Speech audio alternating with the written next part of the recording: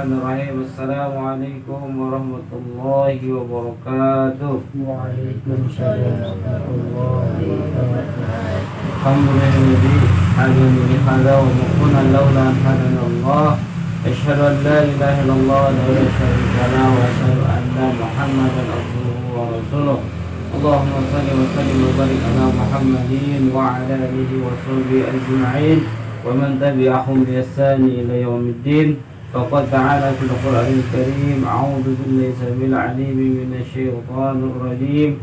Ya ayyuhalladzina amanu taqullaha haqqa tuqatih wa la tamutunna illa wa antum muslimun. وقال أيضا اللهم رب اشرح لي صدري ويسر لي أمري واحلل عقدة من لساني يفقهوا قولي أو كما قال رسول الله صلى الله عليه وسلم إن أصدق الحديث كتاب الله وخير الحديث سنة صلى الله عليه وسلم طلب العلم فريضة على أما بعد. Iwan saya kepada Allah Subhanahu Wa Taala, pada kesempatan yang berbahagia ini marilah kita sama-sama mengucapkan puji dan syukur kepada kehadirat Allah Subhanahu Wa Taala karena berkat nikmat dan karunia-Nya pada malam hari ini kita masih bisa melaksanakan kegiatan rutinitas kita, yaitu halaqah Quran. Mudah-mudahan kehadiran kita ini menjadikan suatu amal soleh, amal baik yang insya Allah akan memberatkan timbangan kita di yaumil akhir. Amin ya Allah ya Allah.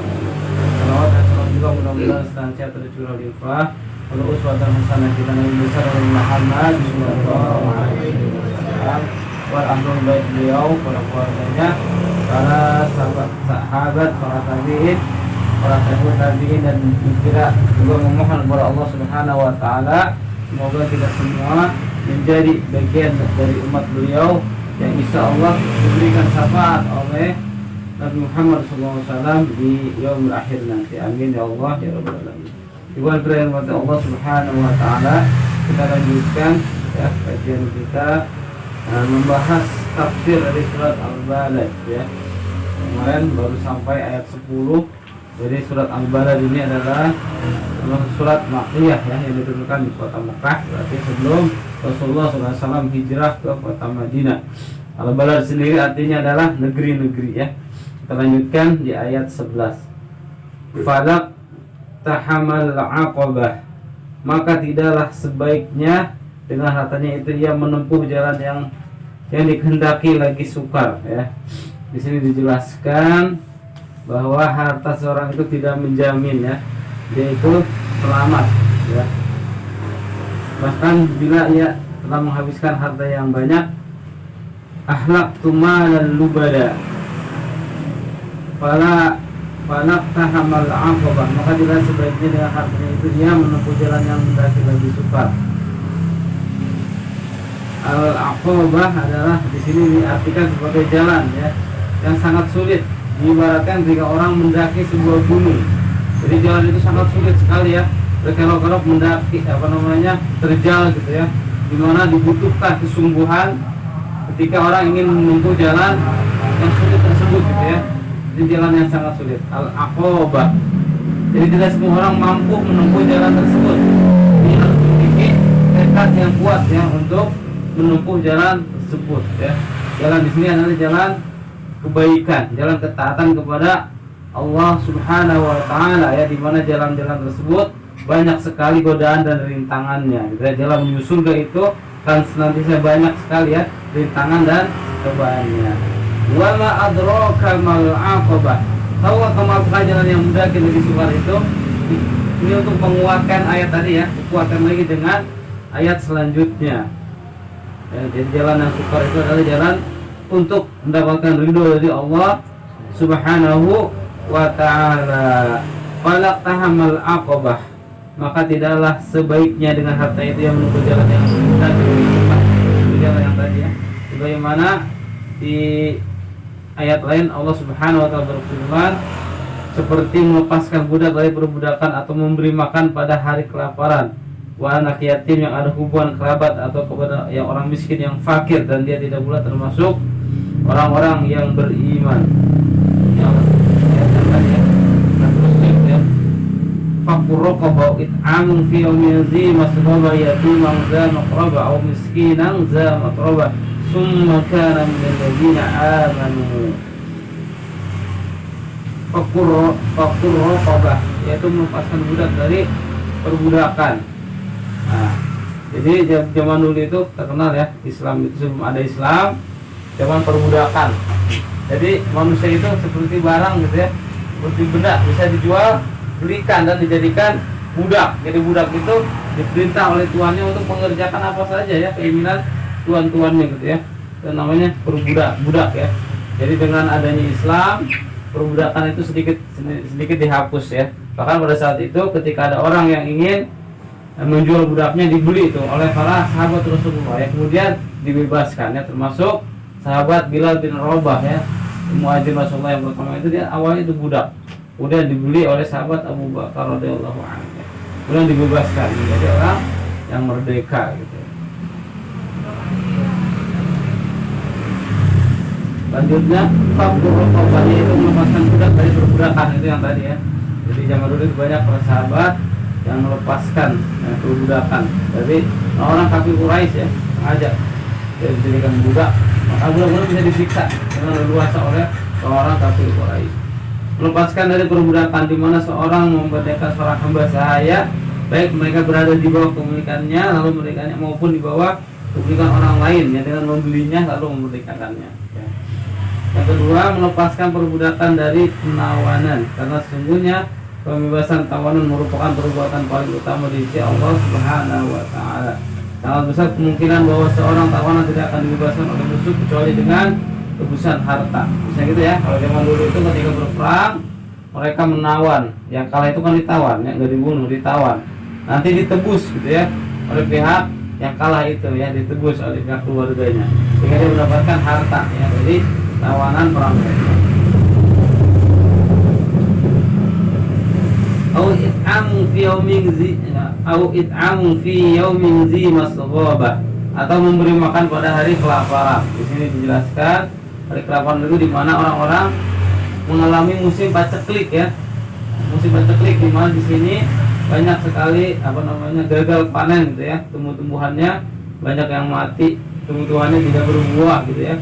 Tanamannya banyak yang rusak ya. Sehingga gagal panen menyebabkan terjadinya paceklik ya, atau kekurangan bahan pangan atau kelaparan ya. Ini banyak terjadi ya di negeri zaman dulu, di negeri Najd ya, bahwa banyak sekali orang-orang yang kelaparan ya, kekurangan makanan. Bahkan di sini dijelaskan banyak orang yang mati kelaparan di pasar-pasar, mereka berguguran karena kelaparan ya. Semua ini adalah contoh kondisi ketika banyak terjadi kelaparan ya.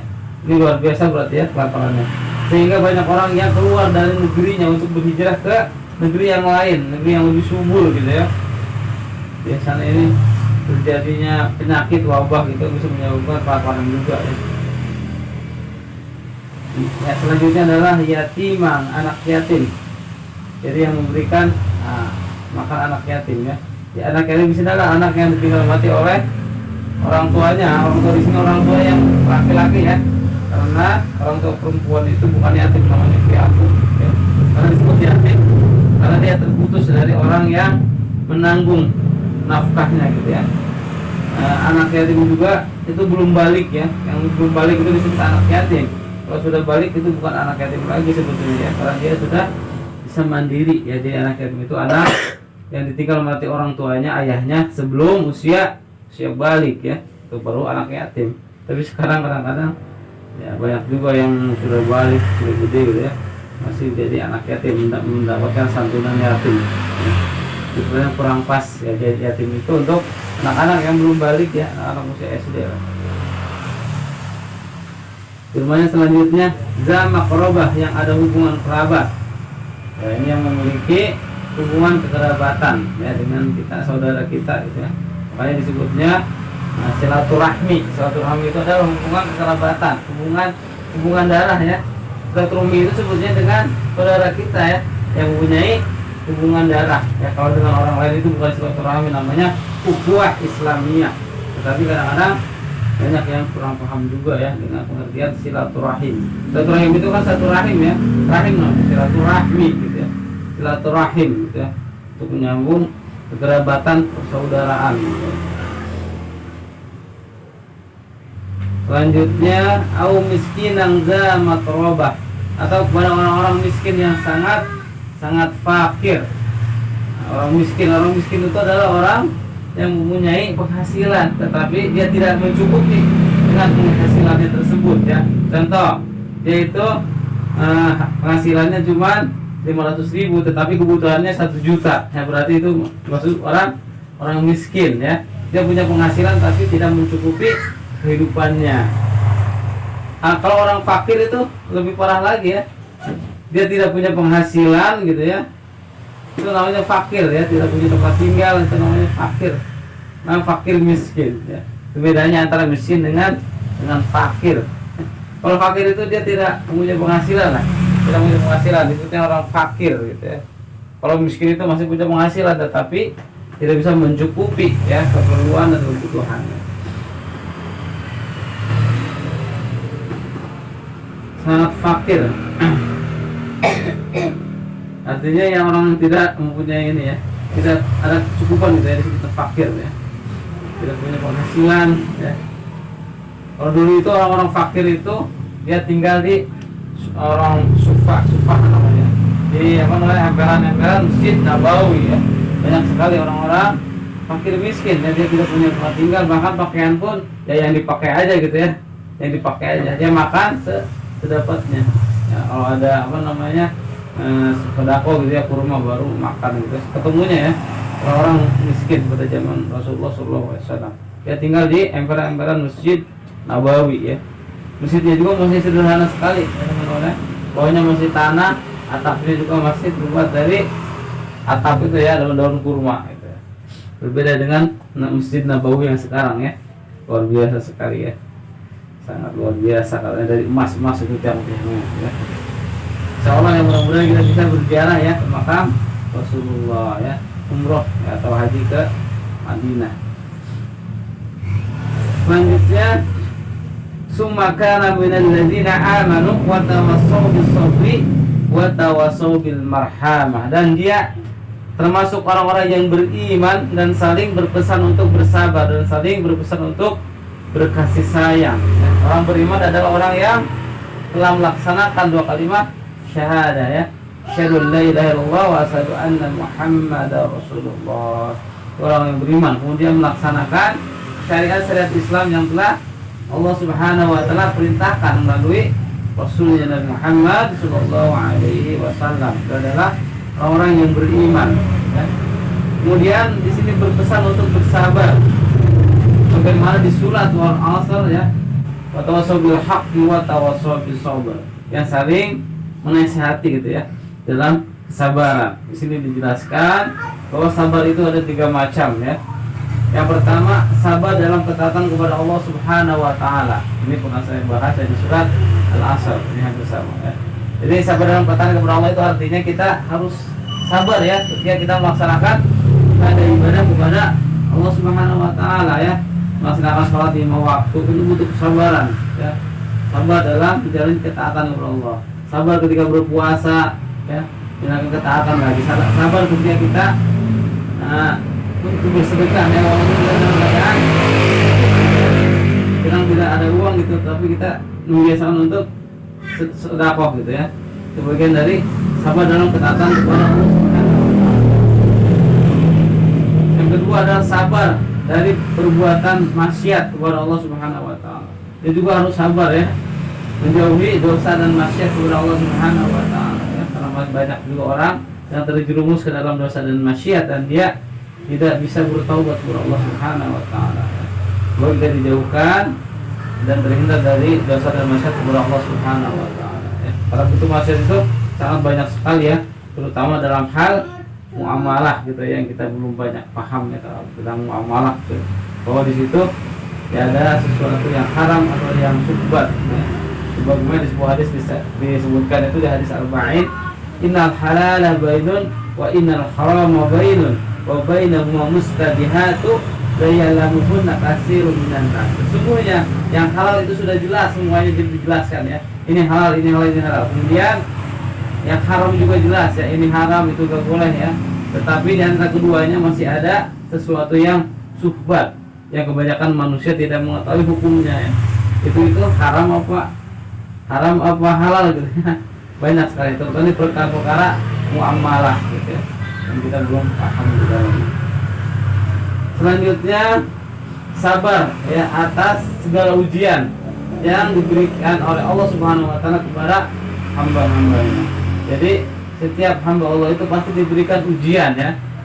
Baik ujian dalam masalah rezeki ya, kesehatan, keluarga atau yang lain, itu pasti diberikan ujian oleh Allah Subhanahu wa taala. Dengan diberikan ujian maka orang itu akan meningkat derajatnya menjadi hamba yang lebih bertakwa kepada Allah Subhanahu wa ta'ala. Dan orang-orang yang paling dipuji oleh Allah Subhanahu wa ta'ala adalah para nabi dan rasul ya, terutama Nabi Muhammad SAW.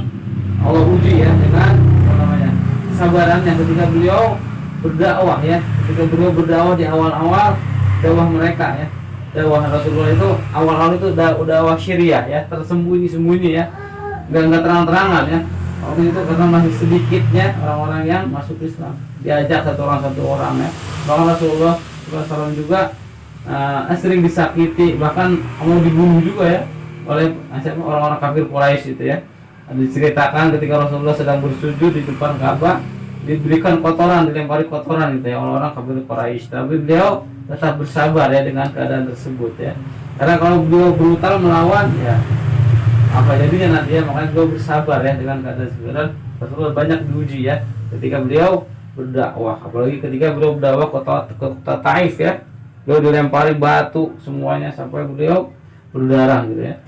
Itu ceritanya panjang sebetulnya ya, ketika beliau berdakwah ke kota Taif itu. Selanjutnya apa nih? Dari para nabi yang lain di sini dijelaskan ada Nabi Yusuf alaihissalam, beliau diuji ya oleh harta dan wanita ya. Tetapi beliau termasuk orang yang takut kepada Allah Subhanahu wa taala. Karena beliau masuk nabi yang diberikan kemuliaan oleh Allah Subhanahu wa taala ya. Ketika istri raja yang cantik itu Zulaiha ya mengajak beliau untuk melakukan sesuatu yang dilarang oleh agama, tetapi beliau menolaknya gitu ya. Bahkan waktu itu yang sobek itu belakang baju Nabi Yusuf ya, ketika beliau di sidang tahuan kalau depannya berarti perempuannya ya yang menarik, kalau depannya itu berarti ditarik ini kan, kalau belakang berarti ketika dia lari gitu ya menghindar, kalau belakangnya yang sobek gitu ya ketika di sidang itu ya. Kemudian watawasau bil marhamah, dan saling berpesan untuk berkasih sayang, artinya saling menyayangi ya terhadap apa-apa yang Allah Subhanahu wa taala ciptakan ya, termasuk hewan, binatang semua ya, saling berkasih sayang terhadap apa-apa yang Allah Subhanahu wa taala ciptakan, apalagi terhadap sesama manusia ya, saudara kita, tetangga kita, itu harus dijaga ya rasa sayangnya ya, dalam rangka beriman kepada Allah Subhanahu wa taala. Ini dijelaskan irhamhu man fil ardi yarhamkum man fis sama. Sayangilah siapa saja yang ada di muka bumi, maka akan menyayangimu siapa saja yang ada di langit. Yang ada di langit itu siapa? Penghuni langit, para malaikat ya, yang Allah ciptakan untuk selalu beribadah kepada Allah Subhanahu wa taala. Maka para malaikat itu yang akan menyayangi kita, mendoakan kita ya, apabila kita berbuat kasih sayang sesama manusia, bahkan kepada hewan pun, atau kepada hewan kita harus menyayangi hewan tersebut ya. Kayak kita kasih makan kalau hewan liar kan, kalau hewan peliharaan juga sama. Tidak boleh kita menyakiti hewan-hewan gitu ya. Itu dilarang sekali oleh Allah Subhanahu wa taala. Dikit lagi ya. Ulaika ashabul maimanah, mereka orang-orang beriman dan saling berwasiat dengan adalah orang golongan kanan ya. Nah, golongan kanan adalah golongan yang akan diberikan catatan amalnya di yaumul akhir itu dengan dari sebelah kanan ya. Berarti dia itu termasuk nanti orang yang akan selamat ya. Yang diberikan catatan dari tangan kanan ya. Itu di surat Al-Mutaffifin kalau nggak salah ya. dan akan diberikan Allah Subhanahu wa taala balasan surga itu yang penuh dengan segala kenikmatannya. Ya, selanjutnya walladzina kafaru bi ayatina, dan orang-orang yang kafir kepada ayat kami, hum ashabul mas'amah, mereka akan diberi, ya, mereka itu adalah golongan kiri ya, jadi lawannya dari golongan kanan ya. Mereka ada orang-orang yang kafir kepada Allah Subhanahu wa taala, yang tidak mau beriman ya kepada Allah dan mengikuti syariat yang dibawa oleh Nabi Muhammad sallallahu alaihi wasallam, dan mereka itu akan diberikan catatan amal dari tangan kiri. Berarti dia itu akan orang-orang yang celaka dan akan masuk ke dalam siksa neraka yang disiapkan oleh Allah Subhanahu wa taala bagi orang-orang kafir dan orang yang durhaka kepada Allah Subhanahu wa taala. Alaihim naru muqadah, mereka berada dalam neraka yang ditutup rapat. Jadi neraka itu ada penutupnya ya, ditutup rapat di dalamnya ya. Mereka disiksa setiap hari ya, tuh setiap hari gitu ya, disiksa menjadi abu, kembali lagi menjadi utuh lagi ya, disiksa lagi gitu ya, seterusnya gitu ya. Mereka tidak bisa kabur gitu ya, ada di semacam ruangan tertutup lah gitu ya, ada penutupnya dan dijaga oleh malaikat apa tuh namanya, malaikat Malik yang sangat luar biasa ganas sih gitu ya. Mereka itu akan terus menerus disiksa ya, sampai pada batas waktu tertentu gitu ya, terus disiksa ya. Baru setelah itu kalau masih ada iman, baru dikeluarkan oleh Allah Subhanahu wa taala dan masuk surga. Dan membutuhkan proses waktu yang cukup lama ya. Allahu a'lam bishawab. Itu saja mungkin ya. Allah Subhanahu wa taala tafsir dari surat Al-Balad sampai ayat 20. Mudah-mudahan apa yang saya sampaikan bisa bermanfaat untuk kita semua. Allahu a'lam bishawab. Dan Assalamualaikum warahmatullahi wabarakatuh.